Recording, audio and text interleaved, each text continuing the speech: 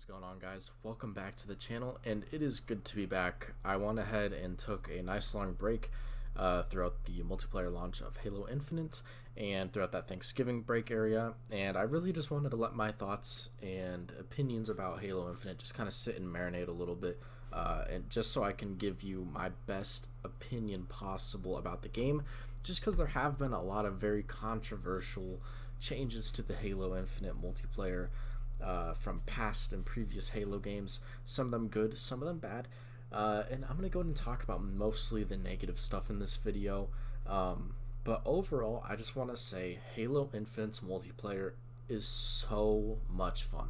I haven't had this much fun playing a Halo game probably since Halo 3 or Reach, and honestly that says something so much about the gameplay, because we're about to talk about the stuff that I don't like, but the overall game is so much fun to play. At this point, I think I have 75 hours logged in this game, and that is a problem.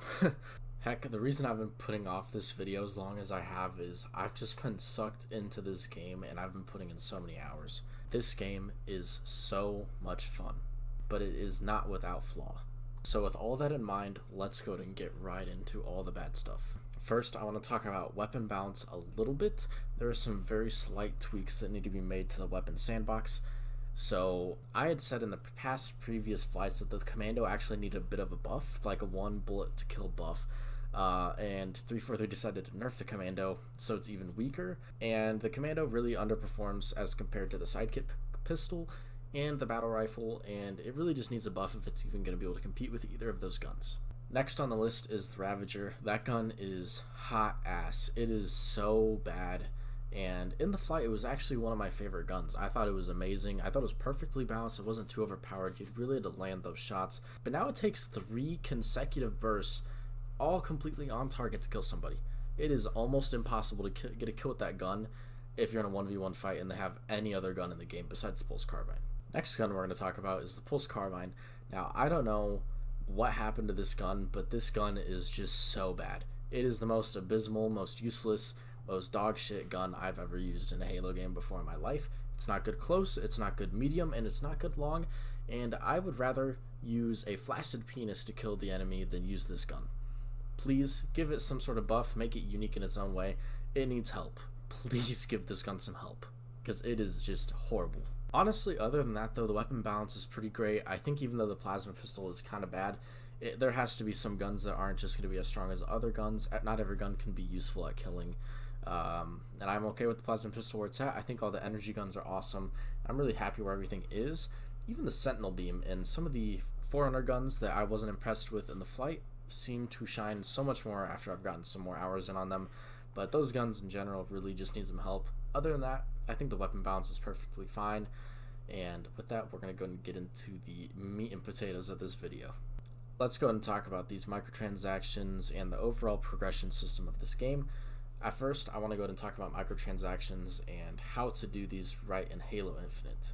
Now, for some of you OGs on the channel, you might remember my how to do microtransactions video that I did about a year ago. And overall, I think I did a pretty fair job at it, but I didn't really encapsulate all the microtransactions we were really about to be seeing in this game. Okay, so first of all, I gotta be fair here. This is a free-to-play game, unfortunately. I would have rather paid for this game, don't get me wrong, but it is free to play, so we do have to take that in mind. They have to make the money back somehow, and Battle Pass isn't going to be the only way they're going to be able to make that money back, especially since Battle Passes are permanent. So a store is likely to be in this game permanently, and I understand that. However, I think what they are selling in the store right now is complete fucking bullshit. The gear itself that they're selling isn't necessarily the problem. I think the artists and designers who made this gear is really cool, but the prices that they're selling it out is honestly pretty outrageous. I think a couple days ago there was 2 shoulder pads and 4 emblems, but it's all the same emblem just spread out over, you know, your guns, vehicles, armor sets, and things like that. That was almost $10. I'm not gonna pay $10 for 2 shoulder plates that look identical. That is literally a sixth of the cost of Halo Reach, which has notoriously the best armor customization out of any Halo game. I think the store prices need to be cut in half at the very least. Most of those coatings and things like that should be maybe $1 to $2 for, a pack. If you want to get fancy with it, where you have some of the nice camouflage ones, I know there was a pack in it today that I saw that was a camouflage for a tank, warthog, mongoose, things like that, and a Spartan coating.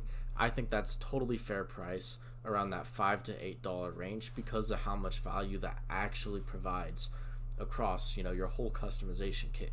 But 2 shoulder plates and an average color of like blue going for like $10, I can't make that shit up. That is so outrageously overpriced.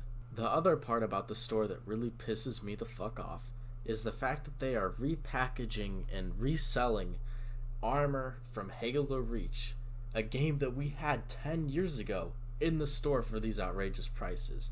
No, I don't want to buy shoulder plates that I had in a game 10 years ago for a cost of a sixth of that game. That's just ridiculous.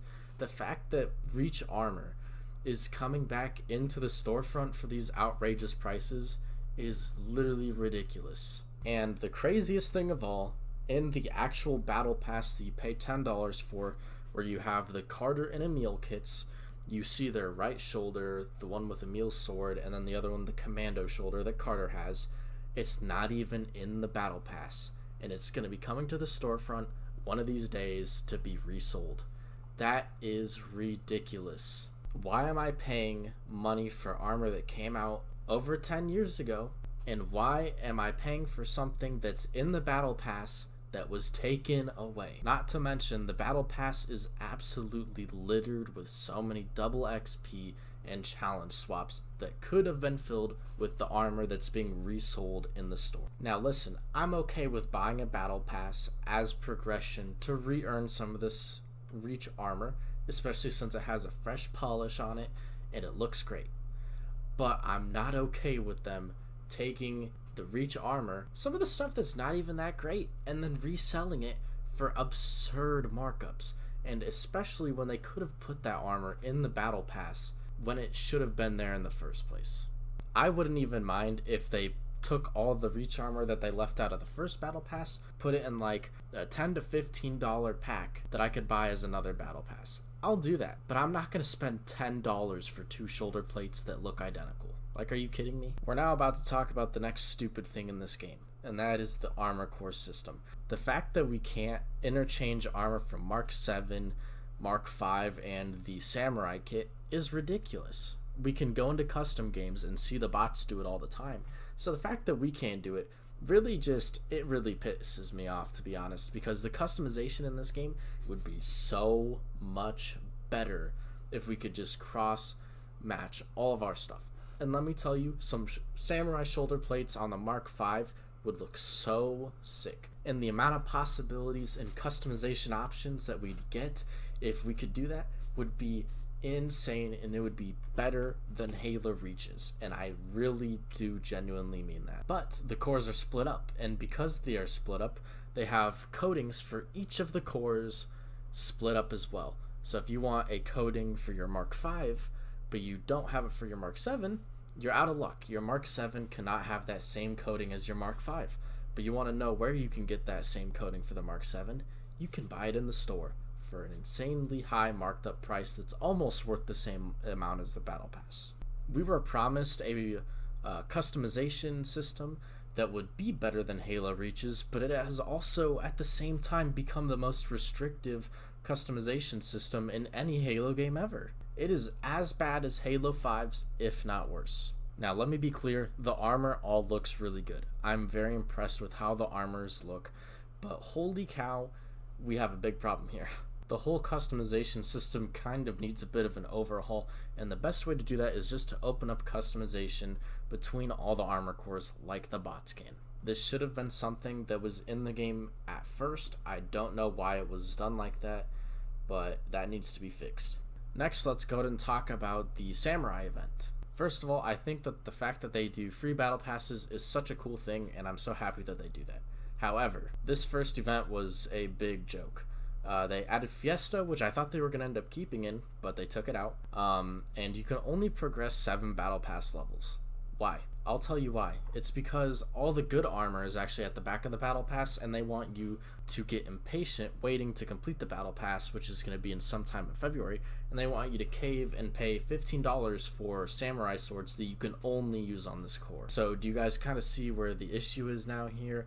This isn't just a slight customization failure, this is a complete failure across the board in terms of progression, the actual customization itself, and the storefront purchases. This is a failure on all levels, and I have not seen a Halo game fail so poorly at doing something so great, even though you guys have all the puzzle pieces here to make something truly great and something that is just going to be the best in the series. This needs a lot of time, and this needs to be reworked to fulfill the promises you guys made to us back in the summer, because right now those promises were not kept at all. Alright, the last thing we're going to go and talk about in this video, just because I really don't want to keep continuing doing this, we're going to talk about the progression system and or the lack thereof of progression system. So the only way you can really progress and earn armor or anything like that in this game is through the battle pass. You can either have the premium or the free battle pass. If you get the free battle pass, you're basically grinding for nothing, just because there's only 2 helmets in the battle pass, I think, in total that are free. And other than that, it's just challenge swaps and double XPs. If you buy the premium one, you get a pretty good deal. All the armor in it is really good, and the stances and things like that are awesome, but there's no progression outside of the battle pass at all. Now let's also go and talk about how the battle pass progresses. You can only get battle pass tiers by doing challenges, and you only get challenges refreshed on Tuesdays every week. And if you do all your challenges in one day, like me and my friends do, you get all your challenges done, and then there's nothing to do after that point. And I know 343 has gone through and tried fixing this already, but I still don't understand why I can't just grind my way through this entire battle pass. I don't want to play 20 games just to earn one battle pass tier. That's just not fun for me. That's going to make me want to go play a different game. They need to open it up and really allow you as a player to be able to go through and just complete the whole battle pass if you want to. The good news is 343 has said they are committed to fixing this and fixing the progression system overall, but they did say it's going to take time. I can't really say much more about the progression system, but I really want to see military ranks come back in, or at least like a 1 to 500 level system like they do in Apex. Like, that's pretty much the bare minimum there. I don't even really care about any sort of, like rewards for doing it. I just want something else to grind for besides the battle pass once I finish it, because on track right now, I'm gonna finish this battle pass by January, February, and at that point I'm gonna have nothing to do until May. So I really hope that we get something at that point. Look, I know I definitely was just like really critical there of the game, but I just want to say this game is still absolutely a blast to play, and as much as I have problems with the everything else besides the gameplay, this game is still a blast. And I can't even tell you how many times I've had conversations with my friends about how crappy this system is outside the game, but still be playing the game for hours and staying up so late playing it.